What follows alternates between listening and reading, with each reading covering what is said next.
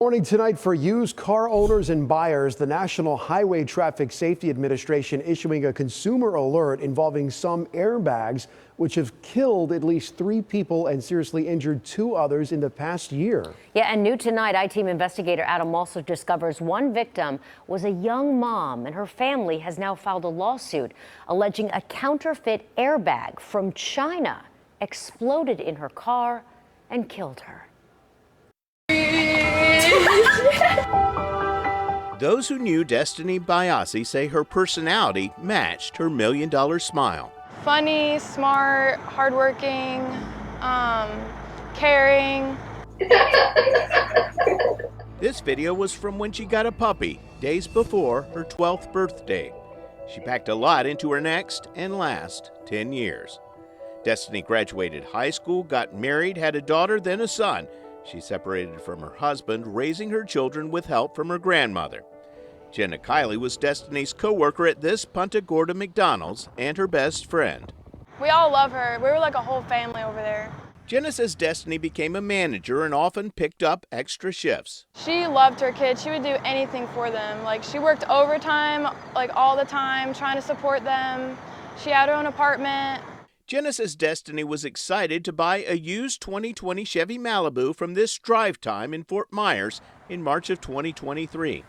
Drive Time is a buy here, pay here dealership that specializes in financing customers with poor credit at 149 locations nationwide.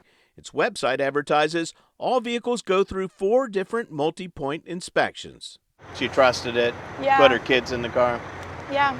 The only thing that my client was told was that this vehicle was properly inspected by experts, and to her it was safe, and that's why she bought it. Attorney Andrew Parker Felix of Morgan & Morgan represents Destiny's family. They hired him after Destiny was involved in a crash on June 11th, 2023. Destiny was driving on Laurel Road in Sarasota County when her Chevy struck a car stopped at a traffic signal, ran off the road, hit a mailbox, then struck a light pole.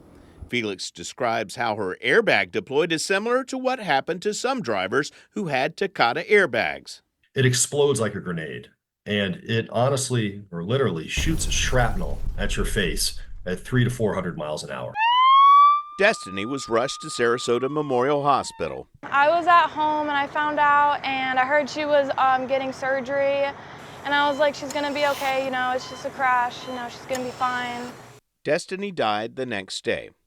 A lawsuit alleges her driver's side airbag system included counterfeit and non-compliant components, and that several fragments from the blast struck her in the face, head, and neck, ultimately killing her. We're showing some photos of her car's interior after the crash in black and white because the airbag is covered in blood. The lawsuit also alleges her front driver's side pretensioner was inoperable and did not deploy as originally designed. The Insurance Institute for Highway Safety gives the 2020 Chevy Malibu a good frontal crash test rating. This video from an IIHS crash test shows how safety features, including the seatbelt and airbag, are supposed to perform. But Felix says the wires were cut to the seatbelt pretensioner, and the front airbag in Destiny's car was a Chinese-made replacement, not legal in the United States. NHTSA says substandard airbag inflators currently finding their way into the market have caused at least 3 deaths and 2 injuries last year. Unfortunately, I believe we're going to keep seeing these. Destiny Chevy Malibu was originally an Enterprise rental car. Records show its airbag deployed after a crash in the Florida Keys in September 2022. Enterprise sold the car using Manheim Auctions, the nation's largest auto auction company. The lawsuit alleges Jumbo Automotive, an auto repair company in Hollywood, Florida, cut the wires to the seatbelt pretensioner and installed a counterfeit and non-compliant airbag. That airbag allegedly came from a company in China called Jilin Province Detiano Safety Technology Company, Ltd. The company advertises airbag inflators for multiple vehicle models and says, quote, "Let us more safe and more at ease" on its website. The lawsuit does not indicate if repairs were made before or after the car was bought by Drive Time. The defendants in this particular case see a scenario where, hey, we can just keep flipping this car down the line, get it repaired, sell it to the next consumer. Enterprise told the I-Team in an email it was not involved in the repair of the vehicle and sold it as is. Mannheim Auctions responded that the company adheres to the National Auto Auction Association policy that states sellers are required to disclose any matters that relate to the safety or integrity of the vehicle at sale. Drive Time's attorney said in an emailed statement there was no disclosure of any accident or the alleged airbag repair made by the seller at the auction. Had such a disclosure been made, the vehicle in question would not have been purchased by Drive Time. But an auto check report for that Chevy, which Drive Time says it provides to all buyers, showed the prior airbag deployment in September of 2022. So does the vehicle's Carfax report. If that's the case, if that's been reported, you want to take that car to a mechanic that you trust and ask them to inspect the airbag. Make sure it has the proper markings on it. Make sure that it is connected into the electronics correctly.